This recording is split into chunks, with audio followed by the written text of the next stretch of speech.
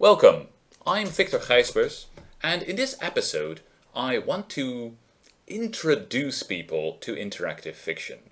So obviously it's especially meant for those of you who have never played any interactive fiction, or have played only very little interactive fiction, or have played only certain specific types of interactive fiction. What I want to do in this episode is not so much talk about or define interactive fiction, although I will say a little bit about the different types that are out there. But what I especially want to do is I want to show you some interactive fiction, and I want to show you how to interact with those pieces. So what I will do is I will play the first part of 8 pieces of interactive fiction. 4 so-called choice-based pieces, and then 4 so-called parser-based pieces. And by showing you how to do it, and by showing you the variety of pieces that are out there waiting to be explored, I hope to get you to a point where you are eager to check it out, but can also do so in a way that is fruitful and fun. So before delving into any specific story, let me say a little bit about this distinction I just made between, on the one hand, choice-based interactive fiction, and on the other hand, parser-based interactive fiction. We talk about choice-based when a piece of interactive fiction gives you on the screen a specific set of choices that you can select. These could be links, these could be radio buttons, but there would be some list or some other visual way of indicating to you which of several choices you can make. In general, interacting with choice-based pieces is very easy. You may not always know what the best thing to do is or what will happen when you select a specific choice, but there's always a way to move the story forward. You just choose one of these choices. And so the first 4 pieces I will be looking at are such choice-based pieces. On the other hand, there is parser-based interactive fiction. And this is interactive fiction that presents you with a so-called command prompt where you type in text. You could type in any text, although in fact only a very limited amount of possible text you could type in will have any real or serious effect on the story. So while this kind of interactive fiction gives you a lot of freedom, instead of selecting one of several predetermined choices, you get to type in whatever you want. It also it needs some getting used to, right? You need to learn which types of commands you could type in for a fruitful interaction, and which kinds of text will do nothing or only generate error messages. So in the second half of this video, I will be looking at 4 examples of parser-based games, and I hope that by seeing me interact with those parser-based games, you will get a good idea of how to do that, allowing you to explore the fascinating world of parser-based games on your own in the future. So that said, I'm going to look at choice-based games first. And the first piece I want to talk about is a strange, poetic, moving piece called Their Angelical Understanding, written by Porpentine. When we open up Their Angelical Understanding, this is all we see.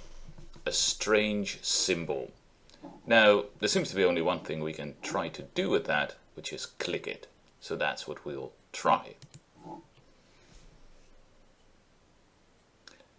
There's the first text. I train to fight angels in a monastery by the sea. Monastery has a different color, and it is indeed a link we can click on. Now the sound of soft chimes starts in the background, and we read a courtyard of pale dirt and blue grass. Sea breeze pours over the high stone walls. The monastery, squat, wooden, corked, spired, sheltering a fountain, dangling with chimes and cages. In the opposite direction, the gate. We see that there are 4 links we can click: monastery, fountain, cages, gate. We don't know what clicking those links will do. Will they take us somewhere else? Will they describe the thing we click on? Will something else, something totally different happen? That's something that, especially when you start a new piece of interactive fiction, is going to be really hard to predict. Usually a single piece will have a certain kind of consistency in how it handles links and the meaning of links. But when we start a new piece, we will have to find out for ourselves. So let's click cages. Restless blackbirds nursing their wounds. This is a place of shelter for all kinds of broken things. But you don't have much stomach for birds, their sudden, twitching movements, their piercing cries. And we click back. Let's look at the gate, or go to the gate. How will you survive in the outside world without a face? Stay. What this suggests to me is that we need a face. And once we have a face, we will be able to click this link again, and maybe we will be able to leave and not just stay. That's purely a hypothesis at this point, but it makes sense, right? It's something that we should keep in the back of our minds, that this is a link we might want to revisit later on. So for now we stay. Well, maybe we can find a face when we go to the fountain. A verdigris rim stained with bird shit, full of brackish, still water. And now we have two choices and the link called still. We can stare at our reflection, or we can go away. So let's stare at our reflection. Maybe that's how we see our face. Blank skin stretched by underlying bones and cartilage. The suggestion of a jaw, nose, brow. That doesn't sound like a well-defined face. We are still, in some sense, a faceless person. We look away.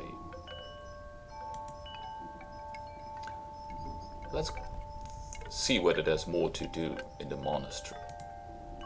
The soft morning light of the courtyard gives way to dark halls and musty alcoves. Moths cluster at opaque windows, nibbling on tarnished light. A stairwell curves upward. At the end of the south hallway, steep steps descend into the basement. These are almost certainly links that will take us to a different location. Right, we now have a sort of geography presented to us by the program. Let's try and go upward. Your friend is staring through the sea window. Your room is down the hall, past the candles. A stairwell leads downward. They turn to me. Hey! Through the window I see the ocean like melted grey metal. I need the key. There is no expression to read. I'll be sorry to see you go.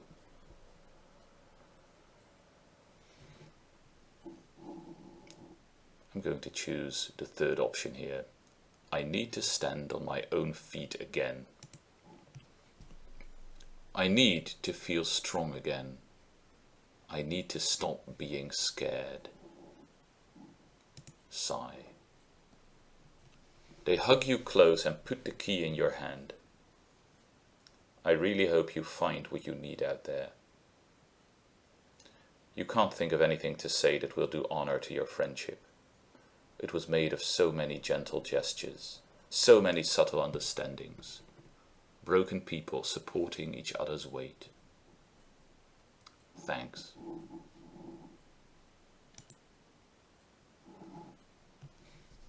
Now normally I would go onto the room, but I happen to know that there's something I want to show you down in the monastery. So I will go here and then click on basement. Row after row of bottles behind smoked glass casing. Narrow stone steps lead up. And there's a link, unlock cabinet. Right? And the reason that this link is there and that we can successfully click on it is that the friend gave us the key. So we unlock the cabinet. We get our bottle. You grab your bottle, crammed way in the back, your knapsack, smeared with white dust from the chalky coastal road. You drag it out and drop it to the side. Soft metal clink. Still holding your bottle. And now we have a new kind of link. In the bottle float black eyes, lips cracked with dehydration, and your aquiline nose. You shake it a little and see purple freckling on your nose and cheeks. These links, if we click them, let's click black. In the bottle float blue eyes, purple eyes, green eyes, amber eyes, grey eyes, hazel eyes, red eyes, black eyes. This is a cycling link where we can go on and on in a cycle, and it allows us to here customize our appearance in a broad sense of that word, I suppose. So let's go for amber eyes, lips soft and innocent, prone to trembling, and your broken nose, snub nose, upturned nose, pointed nose, crooked nose. Yeah, let's go for crooked. You shake it a little and see a lip ring with spiky nose studs. Flowery spiral tattoo flowing from your left eye. I'll go with the lip ring. Soft and innocent, prone to trembling, but a lip ring with spiky nose studs. That's a fascinating combination for me. I'll drink deep. It tastes sweet, but there's a bitter taste behind the sweet. Wish I could take any bottle but my own.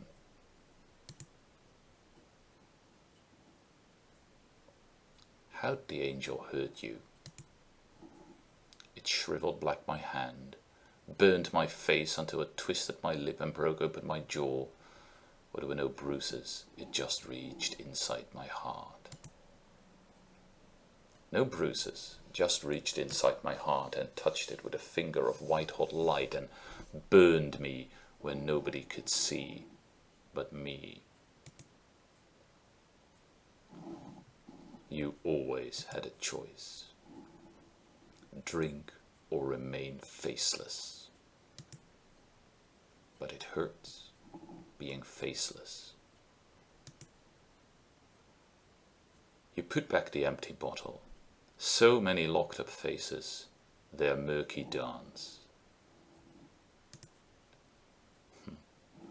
This is where I'll leave this particular game. The second piece I want to look at is very different from their angelical understanding, both in terms of its tone, which is much more playful and whimsical, and in terms of the way you interact with it. Because rather than clicking on links, we will be selecting one option from a sort of multiple choice list that appears underneath the text. Now, sometimes their angelical understanding worked like that too, giving us several options underneath the main text. But of course there it was just one of several ways that you could interact with the story. And here, in Choice of the Dragon, it will be the way we interact with it all the time. Let's take a look. So here is a very different looking game. Instead of having links, Choice of the Dragon, which was the first game released by Choice of Games, Choice of the Dragon has a list of options underneath the main text. Let us begin. A knight charges up the slope at you. His horse pounds at the ground, carrying the heavily armored warrior as if he were a child's doll. The knight sets its lance to attack you. How do you defend yourself, O mighty dragon? I take to the air with a quick beat of my wings. I knock the knight from his horse with a slap of my tail. I rush into his charge and tear him to pieces with my claws, or a puff of my fiery breath should be enough for him. Let's go for fire. And now I've made the text very large, which is why I have to scroll down slightly to go to the next button. But normally you would see this immediately. You let loose an inferno of fire. The knight's horse is cooked nicely, and your stomach lets out a deafening rumble as the smell of a roasted destria reaches your nostrils. The knight himself staggers to his feet. His armor managed to keep him alive, but only barely. Do you finish him off, victorious dragon? Of course, how dare he attack me? I let him live to warn others of my immense power. Or, now that the threat is ended, he is beneath my concern. An aloof dragon, that sounds good. I'll go for the last option. You leisurely eat the knight's horse. He slinks away as quietly as he can. His heavy armor makes a stealthy escape impossible. Still, you pay him no mind as he leaves. You know, it's going to get annoying keeping to calling you great and mighty dragon. What is your name? Gorthalon, Sethalis, Kalamvir. I know, these names are all terrible. Please forgive me, what name would you prefer? Yes, that's a very good question. So let's call our dragon Tim. Why not? Will you be male or female? Male, female, neither, unknown, undetermined. Do not pester me with impudent questions. Let's go for, well, actually, I wonder what happens if you do the last option. I mean, yes, of course, how churlish of me. But oh, mighty Tim, I feel I should let you know that this game is full of choices. Indeed, it is nothing but multiple choice questions that determine the course of your adventures as a dragon. If you don't enjoy answering questions, this game may not be for you. Do you, if I may, would you like to specify your gender after all? Let's not do it. Let's just leave it undetermined then. As you think about it, the knight's attack was probably inevitable. After all, you did just kidnap the princess from right out of a tower. Although, isn't it a little sexist to always kidnap princesses? Maybe, but tradition demands that dragons kidnap princesses, even if that is sexist. You dare question my actions? You know, I never thought about that before. In fact, I think I kidnapped a prince just to avoid being sexist. I'll have you know that I make a careful point of alternating between princes and princesses, but it happened to be time for a princess. I'll go with that. Of course, I'm sorry for questioning you. Anyway, as you ripped the roof of her tower, the light glistened off your... would you like to specify the color of your hide? I wasn't sure which color to put in that description.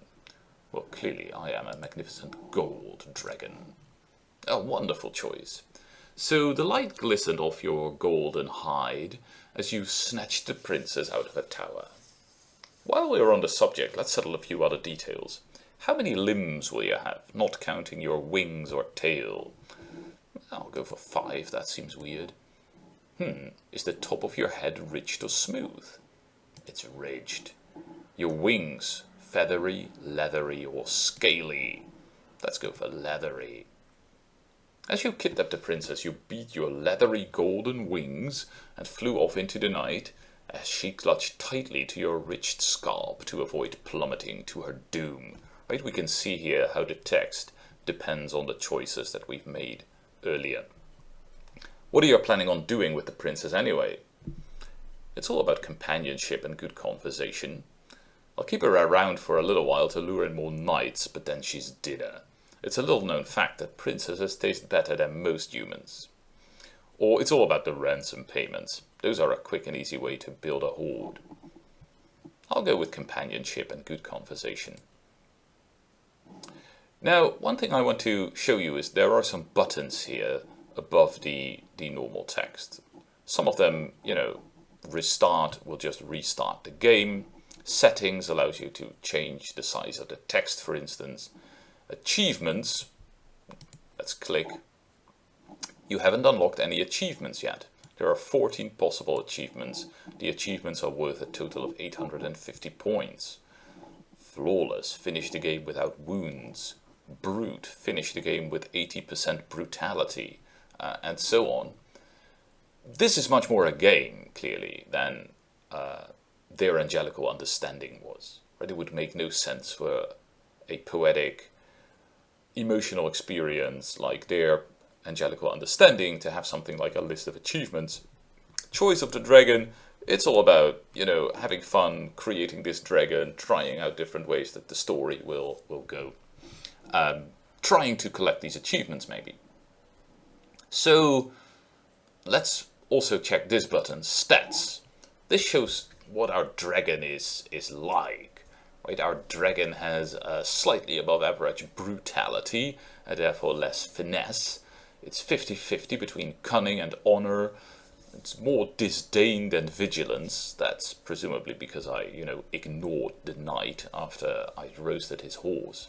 And these stats are going to change throughout the game, and they're also going to influence the way that the story unfolds. You can also see my infamy, my wealth, my wounds. As I said, this is much more a game-like piece of interactive fiction, and here we can see some of the game-like trappings out in the open. That's where I'm going to leave Choice of the Dragon for now. There's nothing easier than playing a piece of interactive fiction written in this kind of engine, right? Where there's just a list of options at the bottom where you choose what to do. Let's move on to the third piece I want to look at, which somewhat immodestly is one of my own. I want to show off another game written in the same choice script engine for a couple of reasons. One, that it's a game of my own. Second, that it's very different in tone and style. And third, that it will allow me to point at a few things about how interactivity and interactive fiction can work. So this is the beginning of my game, Turandot, based very loosely on the Puccini opera with the same title. The air outside the tavern stinks of piss and vomit. With a loud bang, you slam the door shut behind you. You'd better have a damn good reason for pulling me out of there, Lando. I was busy, you know. Lando looks at you with a mischievous grin. Don't sulk, Calaf. We're going to have some fun. And then you can choose between two responses. I was having fun, sir, until you came around and spoiled my date. Or, I sincerely doubt, sir, that you could provide me with more fun than the beautiful lady I was chatting with but a moment before. And in case you are wondering, yes, I do remember that night at Matteo's when you tried, and no, it's not a memory I care to revisit. Let me tell you immediately that it doesn't matter at all to what happens later on in the game which of these two pieces of conversation you choose. Where Choice of the Dragon uses your early choices to change your stats, Turandot, well, let's press that Show Stats button. Love cannot be quantified. There are no stats in Turandot. The vast majority of choices in this game are just you taking on this role, expressing yourself, deciding maybe which of the conversation options feels most true to you or most funny or whatever might be the thing that interests you or that pushes forward the story at the moment. I'm going to go for the second option here. Lando laughs. You'll get over it.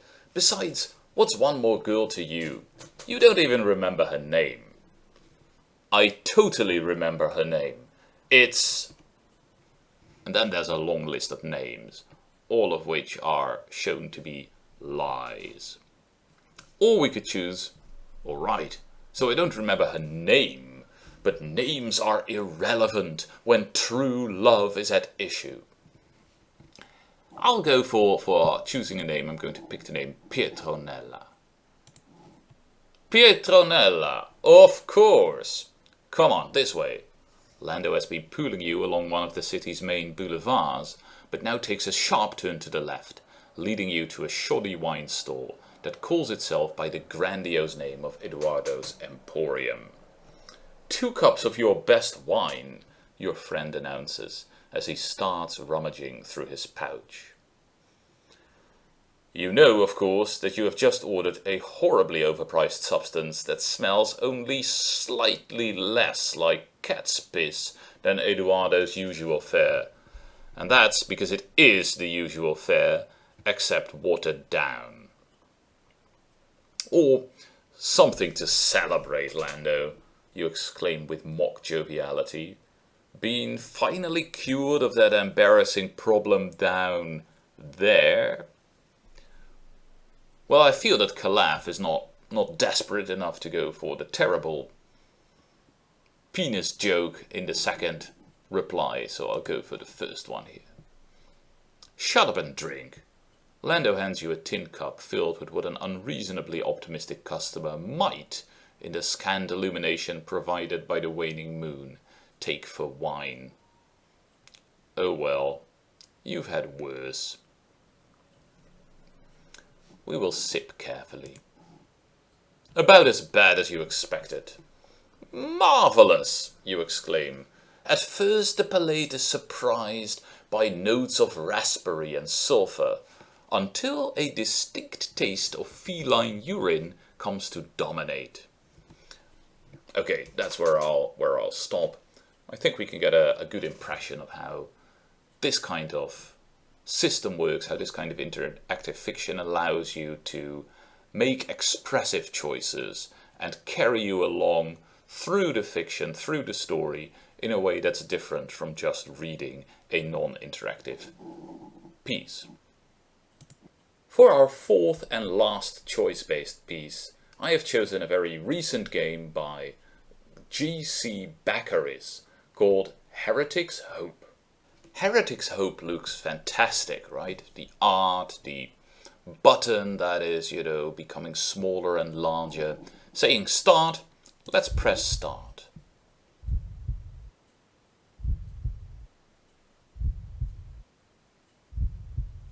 I hear the beating of a heart. Grave dirt. It was not certain what significance the ceremony held, but the formality was no less sacred for its being unintelligible. Mervyn Peak, Titus groan. We have to click this little thing here to go on. You are the only human left. A month has passed, and there is still dirt lodged beneath your nails. You spent too much of your time doubled over at the grave, stricken and lonely, reliving the night you buried your mother. The pain too has gotten worse. It is like a living thing, growing day by day within you. Much of it is grief, a new and debilitating hurt you've never known before and cannot fathom how to heal. But much of it is an old, forgotten pain as well. You are alone now, and it has found you again. There is nowhere else to turn. So as you can see, there is an entire interface here, right? We can set the volume of the sound. I'll set it a bit low because I want you to hear me talking. There are links that allow us to save things, that allow us to go to different chapters if we want to. We can see that we're in chapter 1. You are the only human left. We can see ourselves, maybe something of the scenery at our mother's grave. And we can click this button to go forward. Deorid was Her Excellency's chief interpreter. Right now, if we look carefully, we can see that Deorid has a slightly different collar, but it's not actually a link. Right? That's also true for Proserpo. On the other hand, Her Excellency's chief interpreter is one of these circling links that we can click to get a different text before we proceed. Deorid was a woman from elsewhere.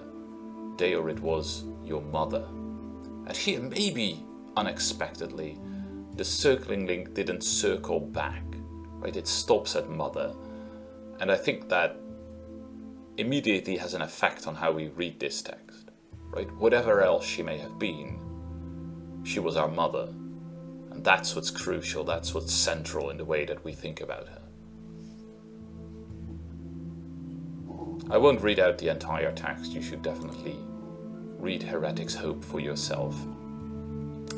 Just going to show you that there are some more real cycling links here, and that if we move a little further, we can see that we get into conversations with characters where we can choose between different responses. Her Excellency is calling you, Asa. Do not keep her waiting. I bid you be gone. And we can agree and say, yes, your holiness.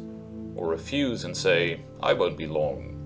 Or ask the question, are you upset with me? Are you upset with me? Ah, do I seem angry? Why might that be? Perhaps because you've defiled our holy ground with death and rot.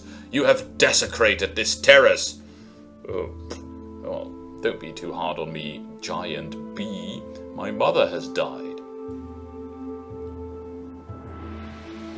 At this point, I want to move on to parser-based interactive fiction.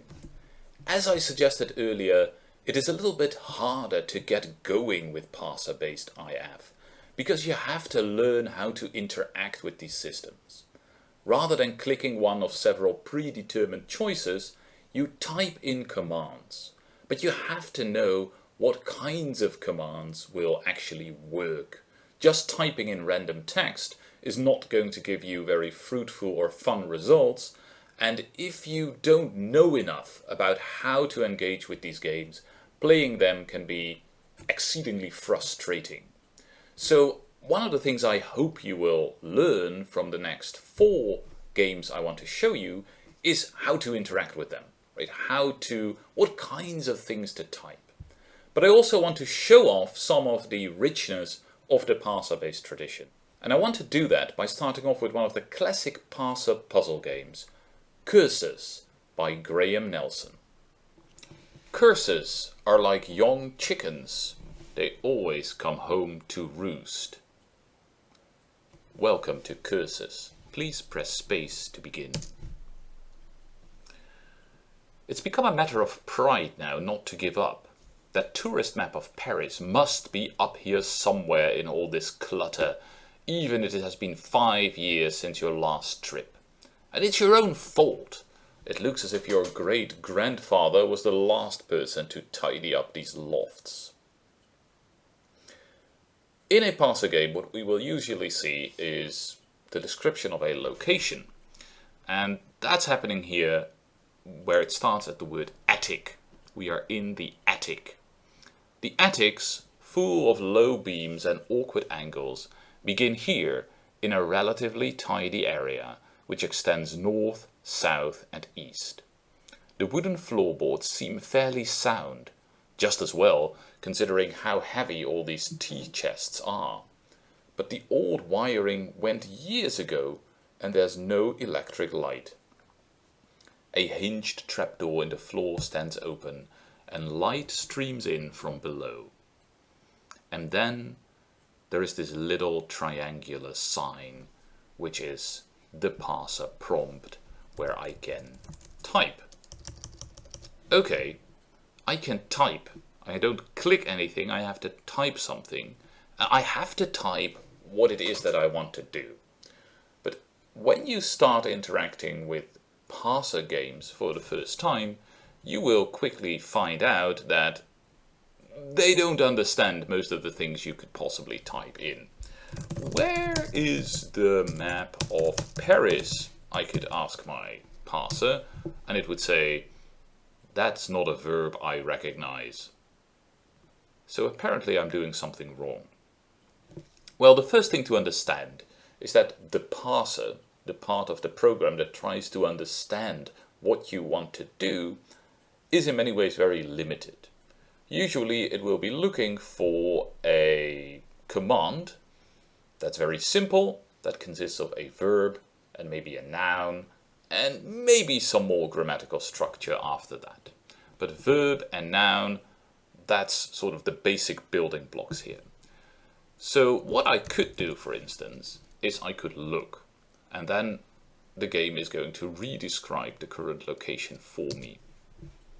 Attic, the attics, blah blah blah. It's precisely what we already read the first time, so I won't read it out again. That's what look does. Now, like most commands, look can be abbreviated, in this case to the single letter L. If I want to look again, I look again. Okay, just looking won't really get me anywhere. So the second thing I need to learn is I need to look at specific things. And I could do that by saying look at something, but I'm going to use the standard verb here, which is examine. I could examine. But if I just type examine, it's going to ask me what I want to examine. And, well, what is there to examine, right? The description of the room talks about wooden floorboards. It talks about tea chests. Maybe I should examine the tea chests. Open-topped. You could easily look inside if you so minded. Now, it would be a bit annoying to do verb and then have the program ask me what noun I want to examine and then type the noun. So normally I would just type examine tea chests. In fact, normally I would type X tea chests, because X is the abbreviation for examine. And since it is probably the single most used verb, that's a very useful abbreviation to know. Open-topped. You could easily look inside if you so minded. Well, here the program is hinting a specific syntax to me very clearly, right? Look in or inside, but let's try in. Look in tea chests. First of all, we get a nice new quote at the top of the screen. What you don't know would make a great book. But more importantly, maybe, we get some new information. That was the first place you tried, hours and hours ago now, and there's nothing there but that boring old book. You pick it up anyway, bored as you are. So apparently I have picked up a boring old book. This would be a great moment to learn how to see who I am and what I am carrying. Right? To check out yourself, to see who you are, we would type examine me. Me, that's you. Right? Examine me. As good looking as ever. Well, that's not very helpful. If I want to know what I'm carrying, the full command for that would be to take inventory. This is the kind of genre thing that you just need to know, right? Nobody would ever in their right minds come up with the idea that they should type take inventory in order to find out what they carry. Now, luckily, this can be abbreviated to just the letter I, inventory, to show us what we are carrying. What are we carrying? A chocolate biscuit, an electric torch providing light and closed, the history of the Meldrews, and a crumpled piece of paper. The amount of syntax, the amount of verbs, for instance, that a piece of interactive fiction understands compared to the amount of verbs in the entire English language is very small. But almost all parser games understand more or less the same verbs, very basic verbs for simple movement and object manipulation. Very often the game itself is going to give you a good idea of what kind of verbs you might want to try. Right? In this case, I think our inventory is going to give us lots of ideas. One thing I could try with a chocolate biscuit. Well, first of all, I could examine it. Oatmeal covered with plain chocolate, since you ask. Could I maybe eat the chocolate biscuit? You eat the chocolate biscuit. Not bad. And if I do I for inventory again, the chocolate biscuit has disappeared. Okay, that's possibly not a good idea in the context of this particular game. Curses is an old game. It was written at a time when having the player do things that will make it impossible to finish the game was one of the standard tricks of the trade. if you play games written now, that is generally not something that will happen to you.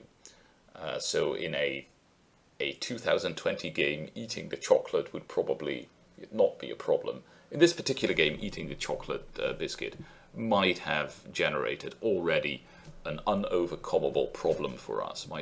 It might have been something that we need later on in the game to proceed.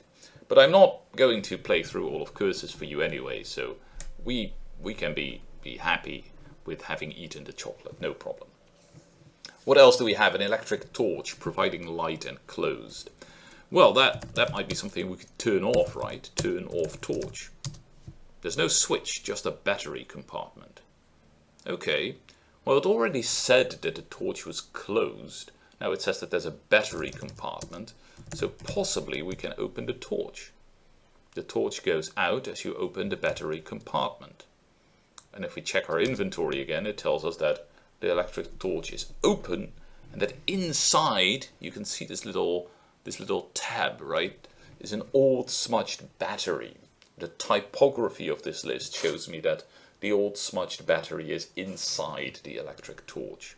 That is also a genre convention, but something that becomes apparent rather quickly, I would say. I can check out the old smudged battery, right? I don't see anything special about it. Well, in that case, let's close the torch. That battery is going to become important later on, no doubt. But for now, I close the torch and it lights up brightly again. I still have a couple of things. The History of the Meldrews Volume 2, which is the boring book, and a crumpled piece of paper, both of which I might possibly read. Read book. So here it turns out that the game understands that book means the same thing, or can also refer to the History of the Meldrews Volume 2. Right? If it had not understood me when I said read book, I might have tried read history, or read History of the Meldrews, or something like that. But it understands read book perfectly well, which is great. It was to have been the Honourable Peter Meldrew's life work, a 2-volume edition giving the definitive family history. Unfortunately, although he claimed to have hunted for evidence to the ends of the earth, he never could find the detail he wanted for Volume 1, and it was never published. Somehow this typifies your family, and consulting this worthy book about your ancestors makes you realize what an uncanny knack they had for never quite achieving anything. Unless, of course, you count having an awful lot of children.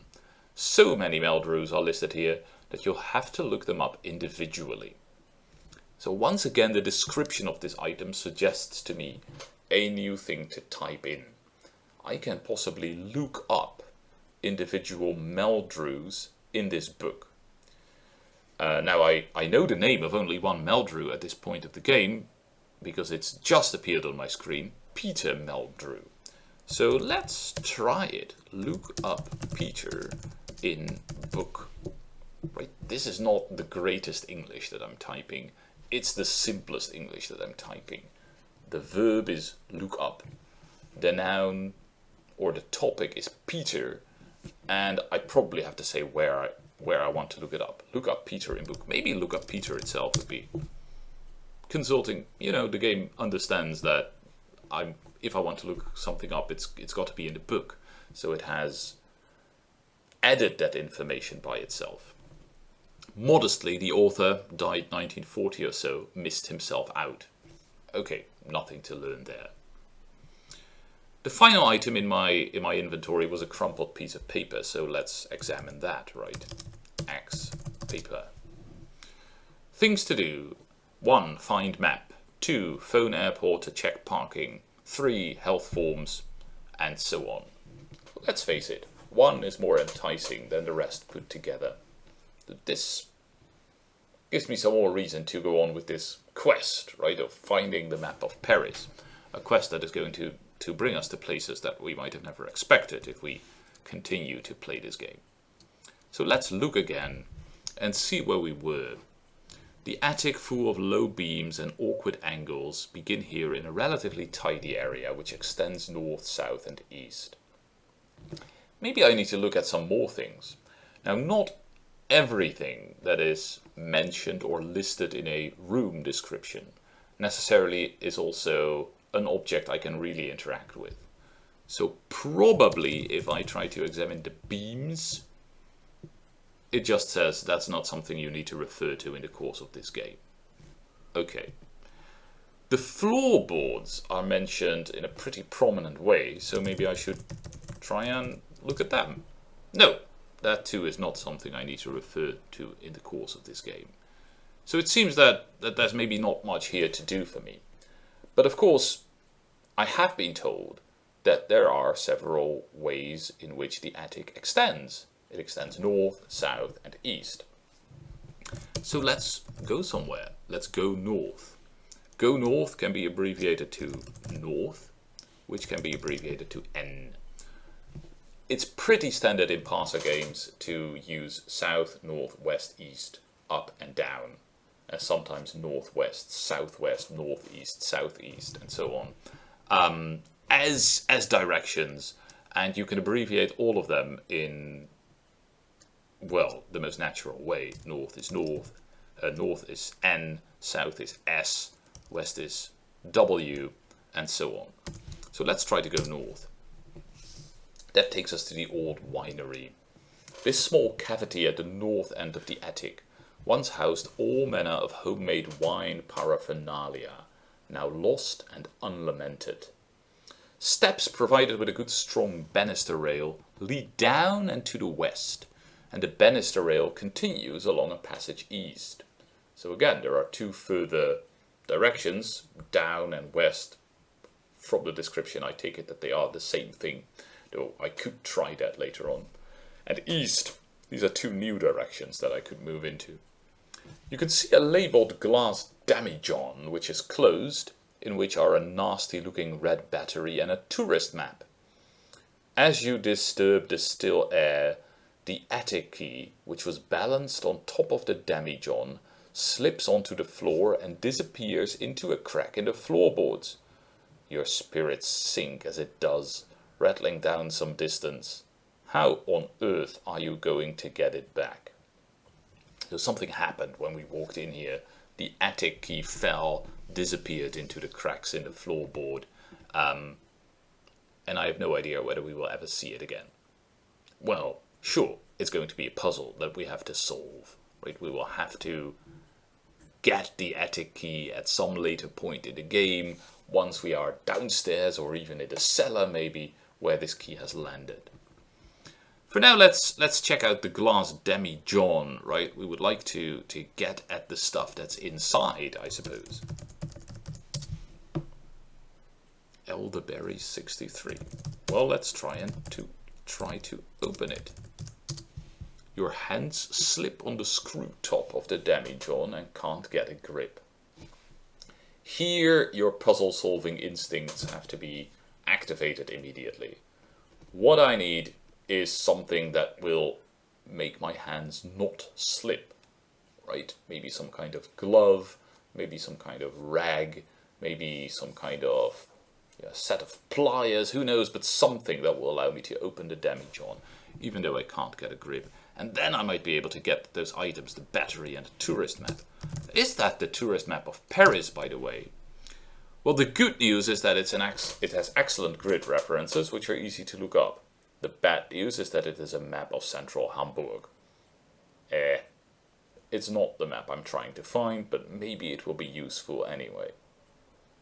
In this kind of puzzle game, generally, almost all items are useful. And the fact that there are items here in a glass container that I can't open at the moment suggests that I need to solve this puzzle, get those items for later use. In the meantime, let's try some violence. Break demijohn. The demijohn is made of something like industrial grade chemistry glass. You kick it and hurt your foot. Okay. Maybe at this point I think, well, I've played enough curses for today. I want to stop, but I don't want to start again, like from the beginning when I open it up. And so parser games almost always come with the ability to save. Right? You can type save and save whatever you are doing. and then later if you restart it, you can restore. If you do something terrible and you want to start from scratch, you can type restart and the game will start again from nothing. So this, I think, has shown you some basic commands, some basic ways of interacting with a parser game. Having looked at Graham Nelson's Curses, which is really one of the games that build up modern expectations about what parser games should look like, I want to make a big jump forward into time to 2016 to be precise, and talk about Superluminal Vagrant Twin. Superluminal Vagrant Twin, written by C.E.J. Pacian. Superluminal Vagrant Twin is special in the sense that it is what we call a limited parser game. Now, the parser is always limited. It understands only a limited number of verbs, a limited number of nouns, and so on. But in limited parser games, what that means is that the author specifically defines a small, often even a very small, set of verbs as the only ones that you will ever need, making interacting with the program, once you get the hang of what those verbs are, very, very easy. So let's take a look. It's not just the interest on your loan, you remember him saying. It's maintaining the cryotube, storing it, powering it, insuring it.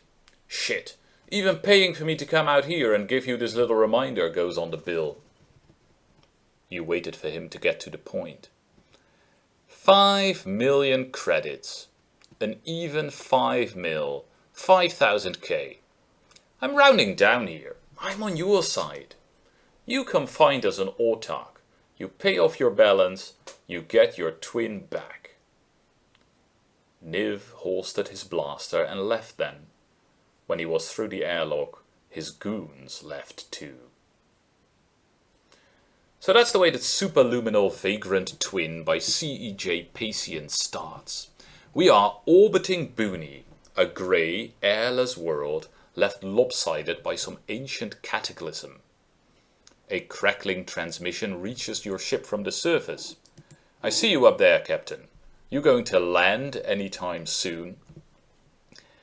The word land is bold in this text. And what that tells me as somebody who has played some parser-based fiction before, especially some recent parser-based fiction, is that the author is strongly hinting to me that I might want to type land. Now, of course, I could try to do some more standard interactive fiction verbs. Look. Look. I get once again the description of the planet. Maybe I can examine me. You didn't get this far as a space captain by needing to examine everything that's plainly in front of you. What the author is telling me here is that the verb examine is not needed in this game. Right? I didn't get this far by needing to examine everything. You don't need to examine in this game. That's the first hint that this is a limited parser game. A game that makes superfluous most of the standard parser verbs. Let's try taking inventory like we did in Curses. Well, that's possible. We have a credit balance. Okay, that is to say you're broke. I have a spacesuit. There's crew, myself and Simon, apparently.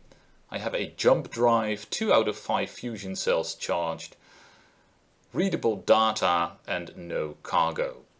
Alright, let's do what the author hinted. Let's type land. Surface of Booney. A cratered and mountainous wasteland that curves noticeably at the horizon. Abandoned mining equipment is strewn across the landscape.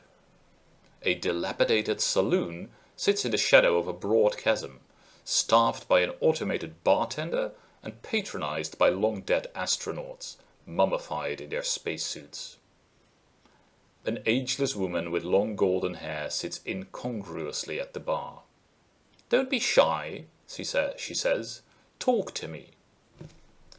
As you see, the author is really investing in teaching us how to play this game. Right? Talk to me. What do I type next? Well, I've learned a second verb that is going to be necessary in this particular game. It's going to be the verb talk to. I also see that both woman and automated bartender are printed in bold. What that suggests to me is that in this particular game, every object I can interact with will be shown in bold. So I probably don't have to try to interact with things like the saloon or the long dead astronauts because they are not printed in bold. So this again makes it much easier for me to know what is possible, what I should be doing. It makes for a much faster, less puzzly play experience than something like cursors. Talk to woman. The woman turns to you. A jagged scar runs diagonally across her unnaturally beautiful face, and her right arm has been replaced with a cheap robotic claw. My name's Oria, she says, and you need money. She's not wrong. I can get you 10 million creds, she continues, if you can get me to Haven. Yes, that Haven, the one inside Hard Shell. This whole thing was a wild goose chase. You're only here because you're desperate. The auto bartender hands her a shot of something glowing blue and she throws it back. Don't look like that, Captain. I'm living proof that Hardshell's not impenetrable. It's where I came from. Take me with you. Anyway, I've been Starship crew before. I might be useful. That's a third verb that is shown in bold. It's the verb take. We can definitely take the woman. Absolutely. Oria climbs aboard and slides into the co-pilot's seat. Okay, let's launch. Unless you want to check your ship's status first. Launch and status are in bold. Again, these are some of the relatively limited number of verbs that we will need. I'm going to stop here. What I want to show you using Superluminal Vagrant Twin is that this game teaches you how to play it. It has a set of verbs that is to a certain extent standard, take, to a certain extent not so standard. Land and launch are not verbs that you will type in many games, but it takes some time to teach you precisely the kinds of things you need to interact with it. And indeed, if you play Superluminal Vagrant Twin, which I highly recommend, you will soon be proficient with precisely the kinds of things you need to type in, and you will be able to interact with it very smoothly. The third piece of parser-based interactive fiction that I want to show to you is Eat Me by Chandler Groover. In this game, almost the only verb you would ever need is the verb eat, and it will take us on a delicious journey. Up next, Eat Me by Chandler Groover, which starts with the question, have you played interactive fiction before? Now, if we type no, we will get some information about how to get started. You interact with the game by typing into the command line. Typing whole sentences isn't necessary and actually won't work. The game responds to simple commands formatted as verb noun. An example is examine me. Sometimes the game will pause, such as right now, press any key to continue. Well, I'm not going to go through this. We've seen most of this when we looked at cursors. But that's a nice gesture, right? Here's the beginning of the real game. My dear child, listen, and I'll feed you a tale. It begins with dinner denied. No bread, no butter, not even dessert. A mean repast by the meanest measure, enough to make a stomach grumble and an ill will stew. Enough to leave a tongue yearning for sugar plums. You know what's next. It's what happened. An offer, something sweet, something simple, and you swallowed. Children are such trusting people. What you ate grew into a hole deeper than mere hunger. It swallowed you. Now, Just as you were served, you shall be served again. Eat Me, a story with 6 courses. We're in Dungeon South Cell. Here you've been kept with only time to eat. All hours taste the same, but sometimes you can hear voices outside. They're always talking about food, how best to carve a joint or marinate a soul. Inside a cell, of course, one voice had said, till the despair soaked through. Well, you've been marinating long enough, and waiting longer isn't likely to bring you freedom or, more importantly, supper. You've one companion in your cell, a little skeleton.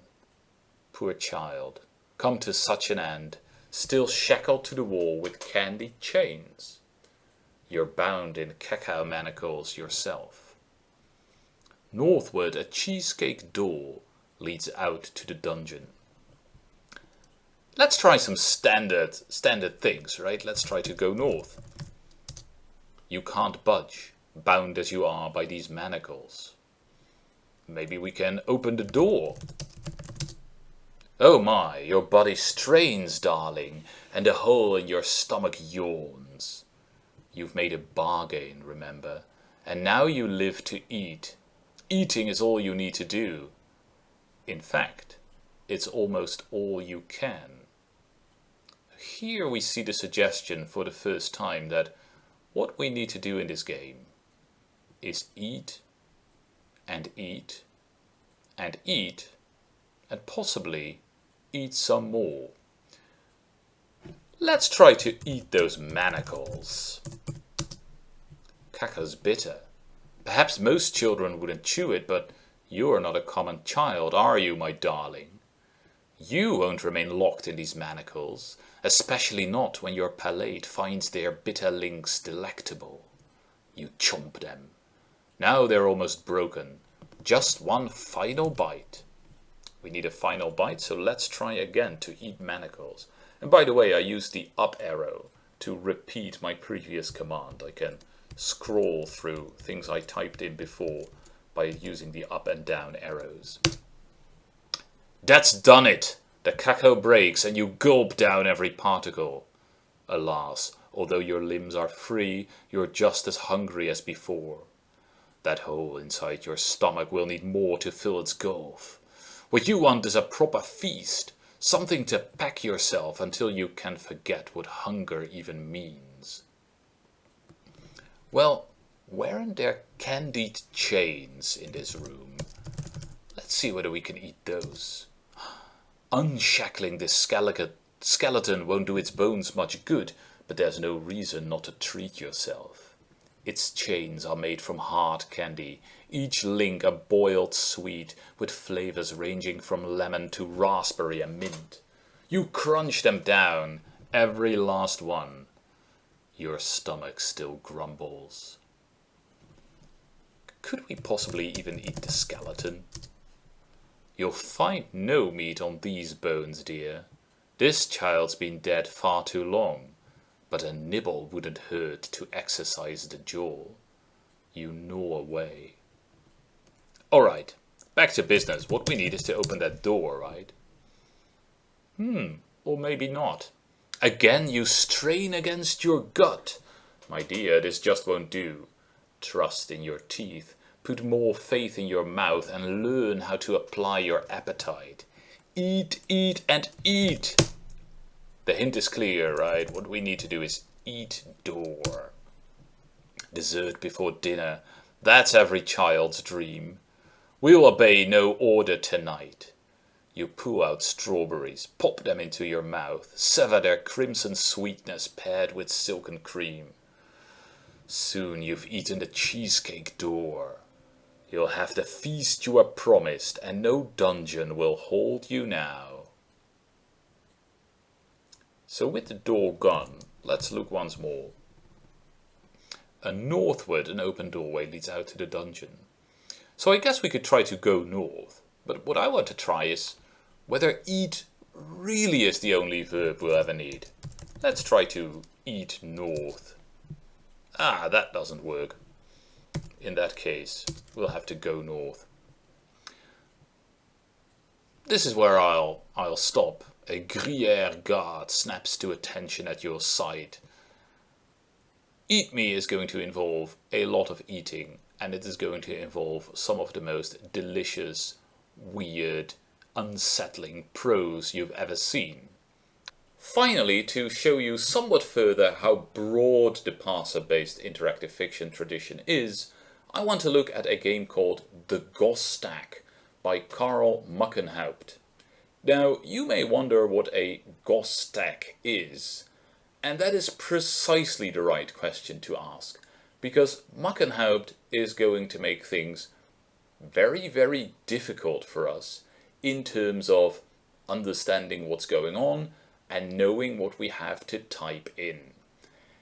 The entire game, The Gosstack, is really one big puzzle in coming to understand what the game is telling you and how you could possibly interact with it. Here's what that looks like. So here we are, The Gosstack by Karl Muckenhaupt. Finally, here you are, at the Delcot of Tondem, where doshes dieve. But the doshery lot is crend with glords.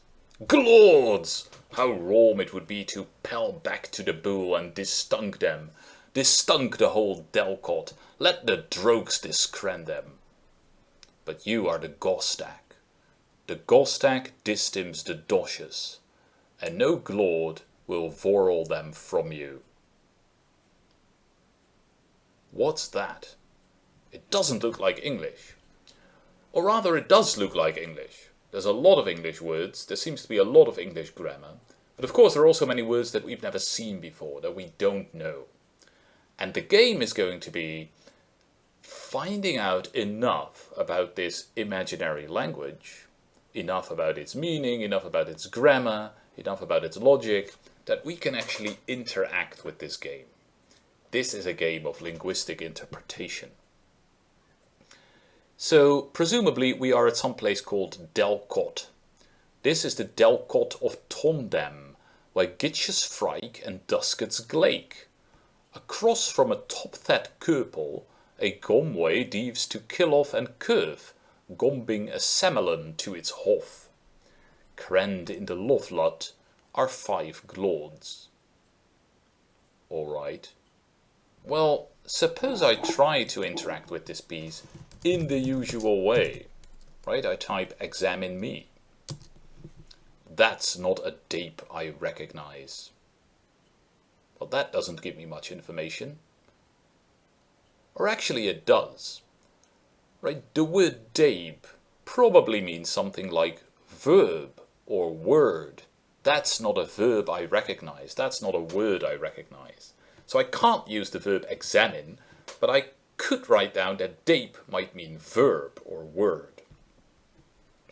What I'm going to have to do when I play the Gosstack is experiment with the language, try to get hints about how it works, and try to find translations for different phrases. So here's something I see. I see that Gitches Frijk. Well, that suggests that frijk might be a verb. Let's type frijk. You're no gitch. A naft of gitches pels at the hoggem. Okay, frijk is a verb, but you can only frijk if you're a gitch, apparently. Let's try something else. The Gosstack distims the doshes. So distim is probably a verb that describes an action that I can actually take. Let's try it. Let's try distim. Well, what the game does is it tells me that I've distimmed the portive glord. Like these parser games generally put their assumptions in brackets. And then it says distimmed. So it seems that I had success when I tried to distim the portive glord. Possibly distim means something like take, and I have taken the portive glord. If I could take inventory, that's a hypothesis I might check. So let's try I for inventory. Maybe it works? That's not a dape I recognize. Well, that's unfortunate. Looking around, I see something else in the room description that interests me. A Gomway Deves to Kill Off and Curve. Now, Gomway sounds a bit like it might be a way, a road, right? Something that goes in certain directions. And I know that in many interactive fiction games, room descriptions tell us things like a road goes west and south, something like that, right? To tell me where I can go. So maybe kill off and curve are directions. Well, that's something I can try. If kill off and curve are directions, in interactive fiction games I can type something like north to go north. So maybe I can type curve to go curve. Let's see. Yeah, it works. I'm on a Gomway. You're on a Gomway Dieving Hof with Groppels on the Vosk. There's a Stijk across the Gomway here, and the Delcot is to Jerv. Oh, the Delcot, that's where I came from, right? So if the Delcot is now Jerv, then apparently Jerv and curve are opposite directions, like north and south or east and west. And we might never be able to map them onto a compass, but at least we have a pretty strong hypothesis now that curve and jerv are directions, opposite directions. Something else I notice is that there is a stijk across the Gomway. Well, I know the verb distim, so maybe I can try distim, the stijk. No, you can only do that to something portive. Well, that doesn't teach me much about what distim means or what portive means or what a stijk is.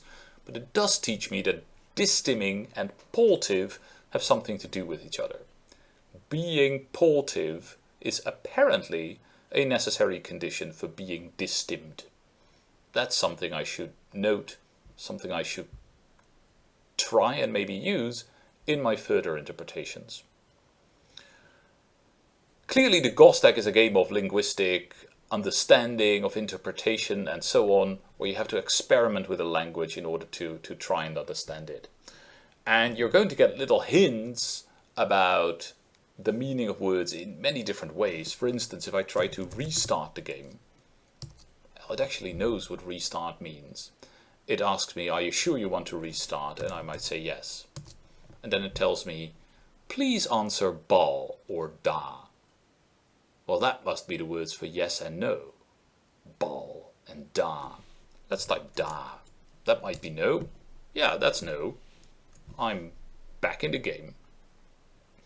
In this way, I have to set up a sort of dictionary for myself, right? A whole series of linguistic hypotheses that allow me to solve these puzzles, if there are puzzles. In a sense, the game is one big linguistic puzzle, and get to a desirable end state, which is possibly the state of me, the Gostek, distimming the doshes. So that's where I'm going to leave the Gostek. I hope you've seen sort of the unique potential that the medium of parser-based interactive fiction offers. But you really couldn't have something like the Gostek in any other medium. So I hope you enjoyed this brief tour through the world of interactive fiction. We have seen 8 very, very different games. None of them are really very much like the other. 4 of them were choice-based, 4 of them were parser-based. In the description beneath this video, I will put some further links that can help you on your journey into interactive fiction, a journey that I definitely hope you will now be not only eager, but also better equipped to take. Thank you.